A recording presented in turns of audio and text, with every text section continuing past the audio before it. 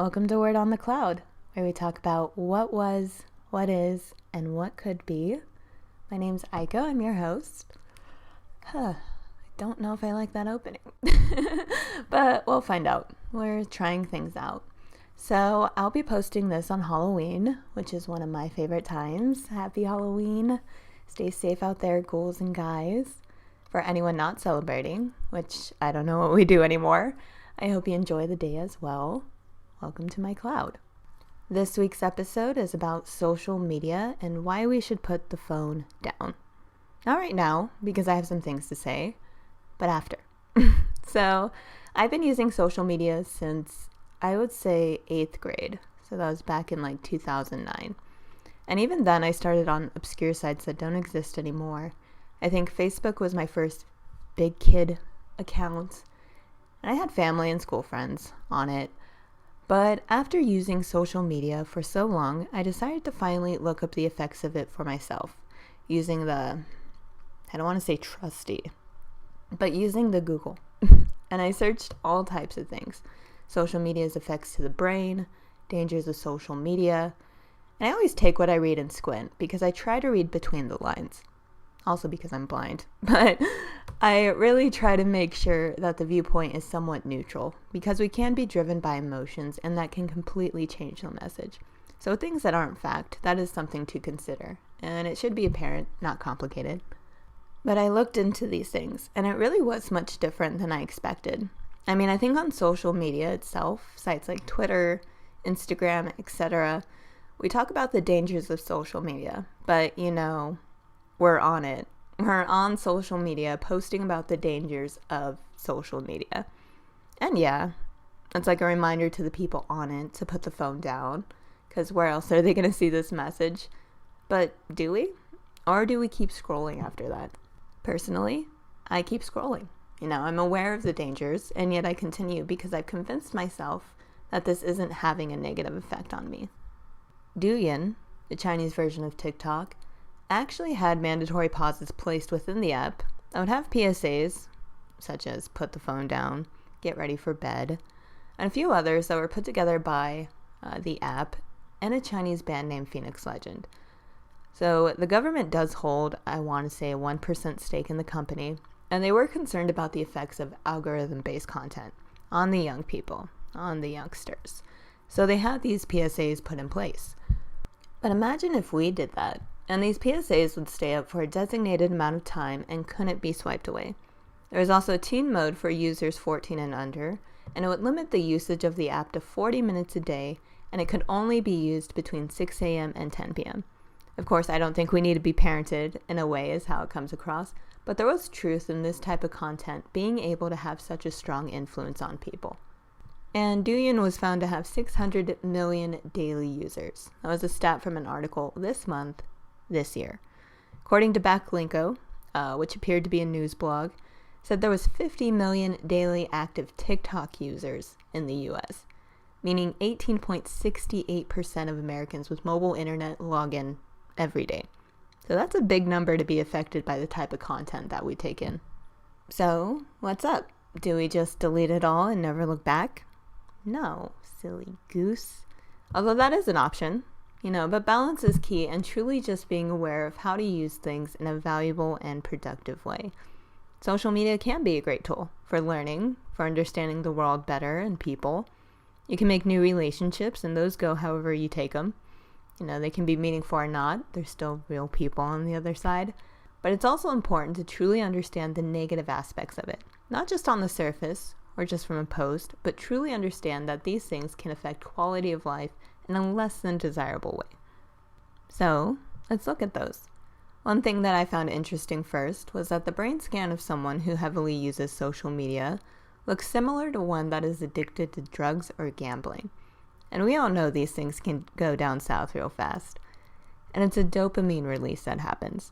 I mentioned dopamine before in one of the podcasts as what plays a part in positive reinforcement, controls our thoughts and our actions, and the way that we create our habits and motivations.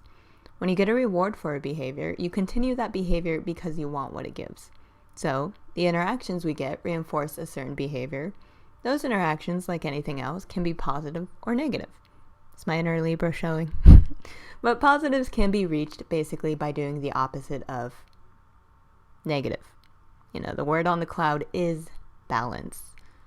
I wanted to create this episode not to be a diss track to social media, but to offer some advice on how to not let it become something more than what it is, which is an app. Let's start with an aspect of it that has a grip on a majority, the online like. So when we get a like, the reward center of the brain lights. And if you use social media excessively, this can train your brain to release chemicals like dopamine. And we've already covered that dopamine is in charge of our actions, thoughts, and habits. Now, there was a study done at UCLA's Ahmanson, hope I'm saying that right, Ahmanson Lovelace Brain Mapping Center that was published in Psychological Science, which is a journal of the Association for Psychological Science, where they had 32 teens, ages 13 to 18, that they showed 148 photos through a small social media network that worked like Instagram. And they were shown these photos for 12 minutes, and this included 40 photos that were submitted by the teens themselves. The participants had their brain function analyzed using fMRI, which is functional magnetic resonance imaging. We're learning today. And this measures small changes in blood flow that happen with brain activity. And I read it can detect abnormalities within the brain that other techniques may not be able to. So with this experiment, it was found when the teens saw their own photos with a large number of likes, that the researchers saw activity in a wide variety of regions in the brain. One, of course, being the reward center of the brain, which is found to be more sensitive during our adolescence. And then there was also areas activated within our, quote, social brain, and areas that are connected to visual attention. The thing about these photos, though, is that the researchers chose the number of likes on each photo, and they even showed the exact same photo with just a different amount of likes. So they showed the photo with a large number of likes to half the group, and then the same photo with fewer likes to the other half, and based on the number of likes, determined if it was received or not. The same photo. Also, the determining factor in whether or not the teen liked their own photo was dependent on if their peers did as well, which, to remind you, were these likes determined by the researchers. And I understand I may be using a teenage experiment when some of us may be grown, but certain things stay with us unless we find a way to make peace with it. However, I will include an interview study with men and women from ages 28 to 73 that was done by Clarissa Silva. This was on the HuffPost, where 60% said that social media has impacted their self-esteem in a negative way, and half said that it had negative effects on their relationships. It was also said that 80% said it was easier to basically be deceived by others by what they share on social media. And it's crazy, having this awareness and yet falling into the same traps, to keep putting our hand in the fire. We're more susceptible to low confidence and self-esteem if we're placing a lot of value on how we're perceived. And social media just magnifies that, because we're posting the more desirable moments and making the normal ones seem not normal, to put it simply. It's normal to have an off day, or not to feel your best, but we add more weight to it by making it public. Now our perfect image isn't so perfect, and it can have an effect on how we view ourselves and our lives overall. People with lower self-esteem as guests are a little more closed off and dependent on outside approval. However, with that, if it's being perceived that you're being looked down on, that can cause a certain anxiety around others, among a lot of other things. Social media is all about how you decide to be perceived. So ask yourself, how do I want to be perceived? Why do I want to give off that energy? Whatever it may be. Is it true to how I feel? Is this as much me as I am? Social media shouldn't be something that you create yourself for. It's a place where you can share what you create. Yeah? But I get it. It can be hard. We get caught up in comparison, thinking that we're not doing enough. And in a way, we're right. We're not doing as much as we could be.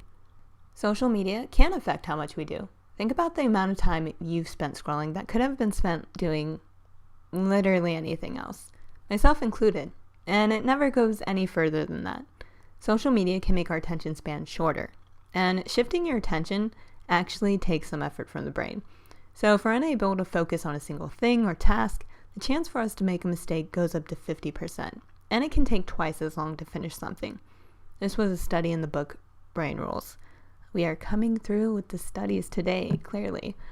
But overall, With constantly taking in different sources of content, it can create lack of focus and increase stress and nervousness because you're constantly feeling like maybe you're missing something important. But I can assure you, that can wait. What you're missing out on now is opportunities for growth in your life. This week, I spent way less time on Instagram and had more time for some of the things I like. So I had more time for the Master Sword trials in Breath of the Wild, so that was nice. Till I met my match. Lionel hate is okay in this household. Just kidding. But I also had time for more research, reading, writing, so it was overall a decent time. And I feel like I accomplished something for myself, even if it's the smallest thing. Overall, I didn't want this podcast to seem heavy. I believe social media can be a wonderful thing, can open up the opportunities for learning, for creating a strong network, and for promoting your creative endeavors and talents. Difference between using social media in a productive way and a destructive way is how you understand it and use it. Ask yourself questions before you open up an app, or once you've realized you're in that scrolling loop. Hopefully you can prevent it before then, but ask yourself, how am I feeling? Why am I going online? Am I allowing the content I take in to have an emotional effect on me? What am I hoping to gain after logging off? And the cool thing is, you can make the decision to step away if you need. You always have the option to choose better for yourself, even if that seems unclear in the moment. Remember to disconnect so you can stay connected to yourself and what matters most to you. But as per usual, do with this information what you will. I do want to thank you for sharing your time and energy with me, and I'll talk to you again soon. Later.